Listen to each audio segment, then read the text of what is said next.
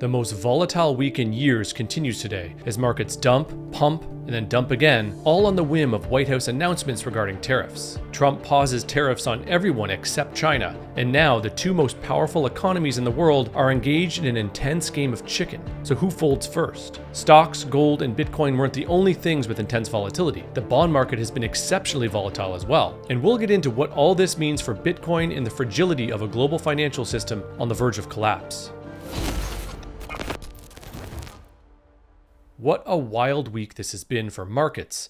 Volatility is king right now, and we've seen massive yo-yo swings down, lower down, up, and then down again, all on the whim of tariffs and trade war tensions. Hilariously, President Trump posted yesterday morning that now was a great time to buy, before announcing a few hours later that they were pausing tariffs on everyone except for China for 90 days. This caused the S&P 500 and Bitcoin both to spike up nearly 10%. But the relief was short-lived as markets began to digest the gravity of the ongoing and escalating trade tensions with China and the continued uncertainty this brings. And we saw the successful negotiating strategy that President Trump implemented a week ago today. It has brought more than 75 countries forward to negotiate. It took great courage for him to stay the course until this moment. And what we have ended up with here, as I told everyone a week ago, they're in this very spot, do not retaliate and you will be rewarded. So every country in the world who wants to come and negotiate, we are willing to hear you. We're going to go down to a 10% baseline tariff for them, and China will be raised to 125 due to their insistence on escalation. This was his strategy all along, and that you might even say that he goaded China into a bad position. They responded. They have shown themselves to the world to be the bad actors. And we are willing to cooperate with our allies and with our trading partners who did not retaliate. It wasn't a hard message. Don't retaliate. Things will turn out well. What's becoming more and more clear is these tariffs or import taxes are being used not as punishment, but as part of a long-term strategy to change the way global trade and the monetary system functions. So stocks and Bitcoin dropped fast due to fear of slowdown in the economy. But normally when this happens, investors buy government bonds or treasuries, which push bond yields down. This was originally thought to be the Trump administration's end game with these tariffs, to push bond yields and in turn interest rates lower. But this time, bond yields first dropped, then suddenly spiked again, which was confusing. So why did bond yields spike? At first, people thought it was China reacting to tariffs by manipulating its currency and maybe even dumping US bonds. But the real reason was likely a massive unwinding of a risky financial strategy called the basis trade. Simply put, the basis trade is when big investors borrow money to buy real US bonds and at the same time bet against synthetic versions of those bonds. This tends to work well until prices start to move unexpectedly like they did this week. When massive volatility hits, traders have to rush to sell, causing even more volatility and chaos in the bond market. This pointed to a lot of leverage or borrowed money being pulled out quickly, a very risky situation. Treasury Secretary Scott Bessent acknowledged this deleveraging event on Fox Business yesterday. There's some very large leverage players who are experiencing losses. They're having to deleverage. I believe that there is nothing systemic about this. I think that it is an uncomfortable but normal deleveraging that's going on in the bond market. And I expect that as we see the leverage come down, the risk managers tapping people on the shoulders, telling them to bring their books down, which is what happens every couple of years as leverage builds up, then the market will calm down. So why does this all matter for Bitcoin, you might ask? Well, it matters because huge, fast moves in the treasury market signal instability in what should be the world's safest investment. It shows just how fragile the current financial system is due to too much risk and debt in the system. It's almost like the closer the financial system gets to collapse, the higher volatility is across the board. Everything becomes unstable and volatile in an unstable economic environment like we find ourselves in now. And Scott Bessent knows all of this. You can question his tactics and that of the Trump administration as much as you want, but Bessent has proved himself to be highly competent. Many don't know that Bessent played a key role in George Soros' legendary trade against the British pound in 1992, an event now famously known as breaking the Bank of England. Interestingly, he even publicly stated a few months before the election that he wants to be the architect of a new Bretton Woods-style international economic agreement.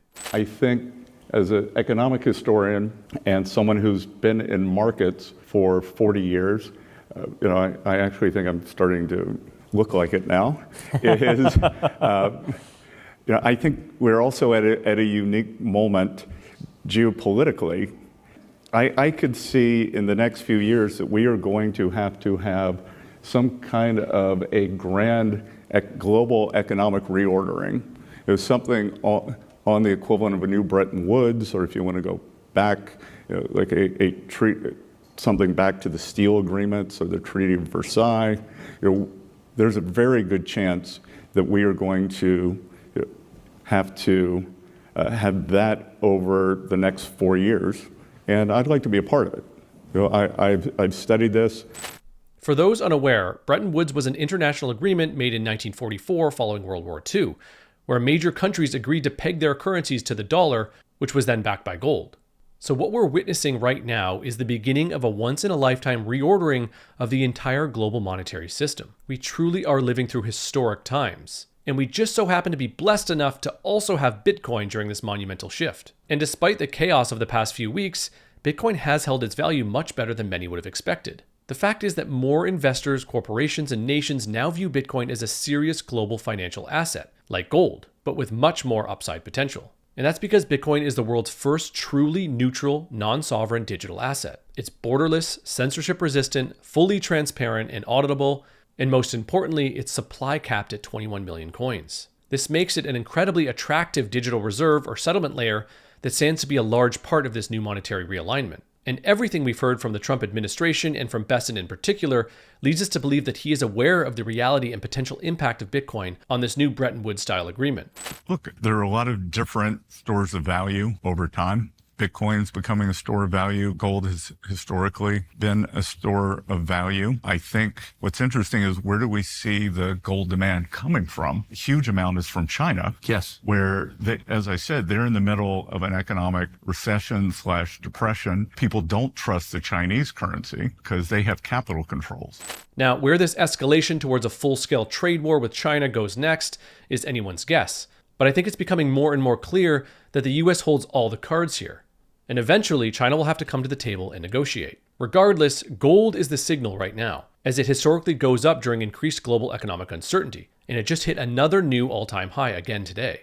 It's just a matter of time before the supply and demand dynamics of Bitcoin causes the next massive move up, and further solidifies it as the go-to global non-sovereign store of value. To me, this whole week just lays bare how ludicrous the entire global monetary system really is. Markets are wildly reacting emotionally and swinging on small snippets of news as the entire financial world comes to grips with uncertainty and the precariousness of this house built on quicksand. And as Joe Bryan says in this clip, Bitcoin remains the only asset that you can truly own.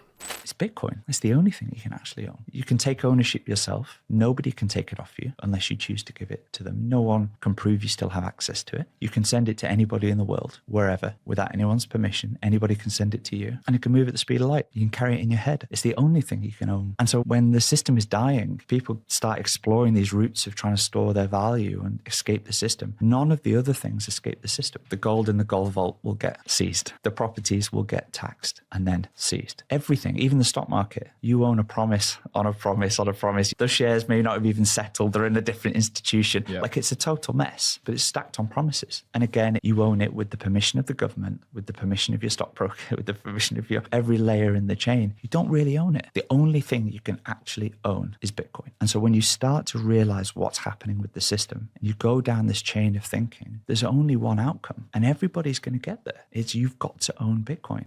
So now is the time to build your financial future on the firm foundation of Bitcoin. And at Swan, we're committed to helping you do just that. Visit swan.com to see the full suite of Bitcoin financial services we offer, like Swan Private, Swan IRA, and Swan Vault. And download the app by searching Swan Bitcoin in the App Store. And don't forget to check out our new premium Bitcoin rewards credit card, which we plan to launch soon. Visit swan.com/card to sign up and get priority access today. And finally, a quick shout out to Mara, the largest publicly traded Bitcoin miner, for supporting this show and for helping make Bitcoin the world's most decentralized and secure monetary network. But I'd love to hear what you think of this trade war and the massive global economic realignment we're in the midst of. So let me know your thoughts in the comments below. Like this video, share it with friends, subscribe to the channel, and hit that notification bell so you don't miss the next video. Thanks for watching, and remember, TikTok next block.